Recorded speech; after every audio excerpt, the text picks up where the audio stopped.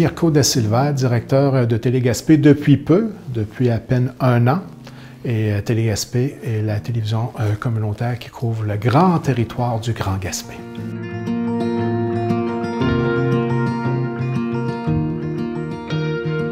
Une façon simple de résumer le mandat d'une télévision communautaire, c'est vraiment de mettre le citoyen au cœur de sa production. Donc, l'ensemble des productions télévisuelles qui sont réalisées à l'intérieur d'une programmation communautaire, on retrouve le citoyen du territoire de Desserte à l'intérieur de chacune de ces productions-là. Et naturellement, couvrir l'ensemble des événements qui se déroulent sur le territoire et faire de l'information locale.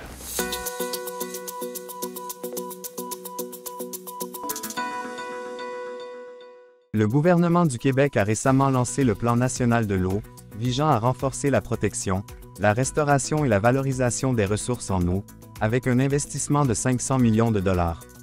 Le plan, élaboré en collaboration avec divers partenaires, comprend 7 orientations principales, telles que l'assurance d'une eau de qualité, la protection des milieux aquatiques et la promotion d'une gestion durable. Ce projet ambitieux, soutenu par le Forum d'action sur l'eau, vise à préserver les ressources pour les générations futures, comme l'a souligné le ministre de l'Environnement, Benoît Charette.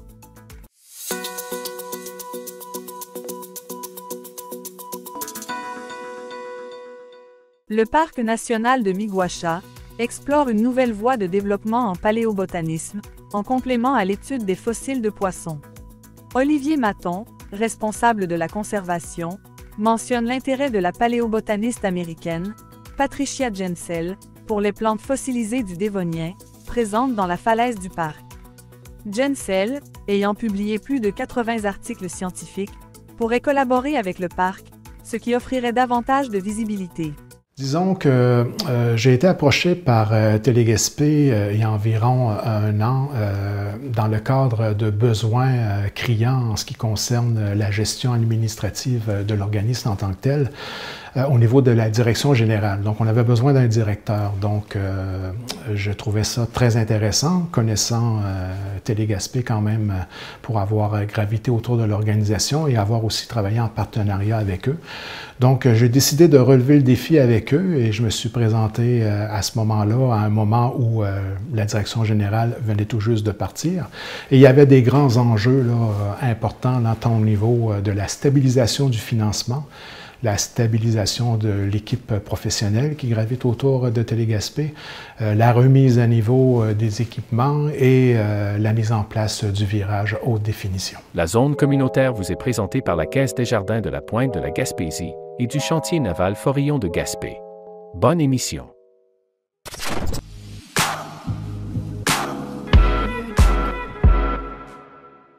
Bonjour tout le monde et bienvenue à la zone communautaire à Télé-Gaspé.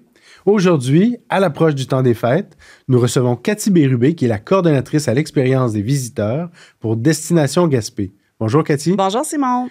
Cathy, justement, le temps des fêtes, l'Halloween est passé, on regarde vers Noël qui approche et Destination Gaspé, depuis plusieurs années maintenant, organise le Noël du bout du monde. Oui, alors nous, ça a commencé en 2018, Noël du bout du monde. Ça n'avait pas l'ampleur que ça a maintenant. C'était un petit week-end.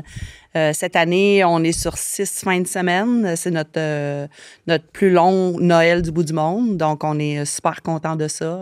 Donc, en partant à Télé-Gaspé, au niveau du financement de base, c'est un défi en soi. On a le ministère de la Culture qui est là à peu près pour toutes les télés, pour le fameux 4 heures de production originale par semaine. Mais au niveau de la mobilisation et de l'ancrage dans la communauté, il y avait un grand travail à faire. Travail qui n'est pas encore terminé au moment où on se parle, mais qui s'amorce et qui se présente de façon extrêmement positive.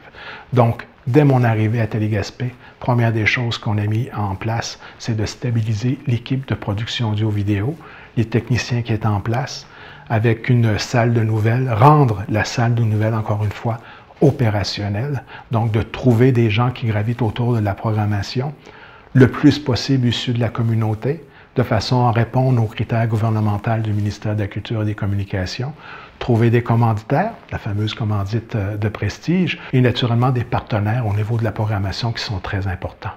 Donc, tout ce que j'ai dit au niveau de la TRP, au niveau de la mobilisation des partenaires, la mobilisation du milieu, la stabilisation de la salle de nouvelles avec une équipe de travail stable au niveau des employés, c'est la base de n'importe quelle télé communautaire au Québec, là, ce qu'on est en train de discuter là. Première chose, on a stabilisé l'équipe au niveau professionnel. Ensuite, une programmation est apparue naturellement de la stabilisation de ces professionnels-là, tant derrière la caméra que devant la caméra. Mais là, on a relevé un défi qui sort un peu de l'ordinaire à Gaspé, c'est que n'ayant pas accès non seulement au financement nécessaire pour engager un journaliste à temps plein, d'autant plus qu'il y a une pénurie totale de journalistes au moment où on se parle. Les journalistes travaillent à peu près en moyenne entre 4, 5, 6 médias différents là, lorsqu'on essaie de les approcher pour les avoir à temps plein. Donc, ayant à faire face à cette réalité d'absence de main-d'œuvre sur le territoire, on a décidé d'innover avec des gens qui avaient la possibilité de pouvoir réaliser et produire, mais à distance.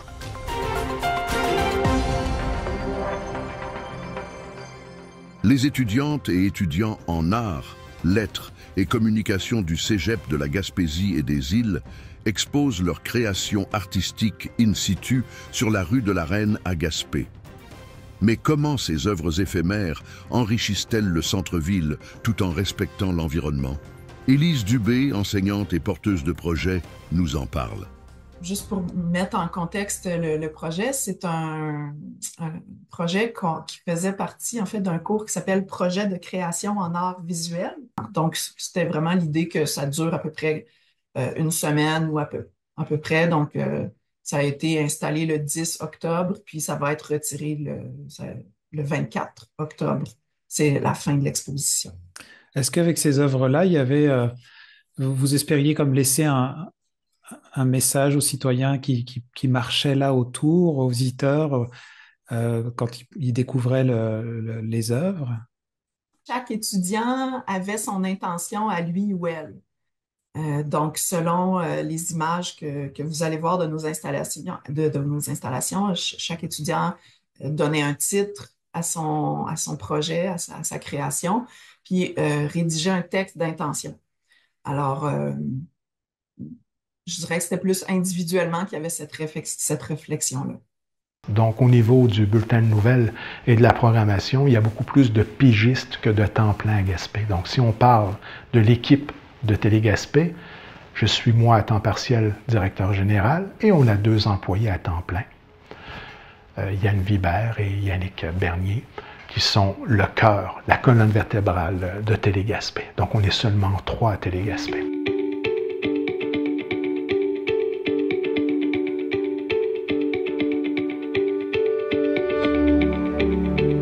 Bonsoir, bienvenue à cette séance de présentation du budget municipal 2024. Maintenant, les défis financiers, je n'ai pas réinventé la roue. J'ai été solliciter les mêmes partenaires pour le territoire de Gaspé que ceux que j'ai au niveau de la MRC du Rocher-Percé. Donc, je me suis concentré sur MRC, Côte de Gaspé, partenaires principaux, la ville, souvent institutions financières de l'endroit et naturellement des partenaires financiers autres, de les convaincre de la pertinence de notre mission puis de l'importance de soutenir cette mission-là dans le milieu. On est en train de mettre ça en place au moment où on se parle. Donc, je n'ai pas encore fini de convaincre le milieu de la nécessité d'eux. Donc, le défi est très grand. Mais à partir du moment où on croit en notre mission, et croyez-moi, tout le monde qui est en place, ainsi que le conseil d'administration, on y croit, on est vraiment persuadé de pouvoir réussir à relever le défi d'opérer une télé communautaire à Gaspé de façon à ce que ça soit du moins équilibré au niveau du budget pour qu'on puisse continuer à réaliser notre mission. Mais le défi est très grand. Et tout dernièrement, je te dirais dans les dernières semaines, on a enfin fait le virage haute définition. Le conseil en bref vous est présenté par la MRC de la Côte de Gaspé.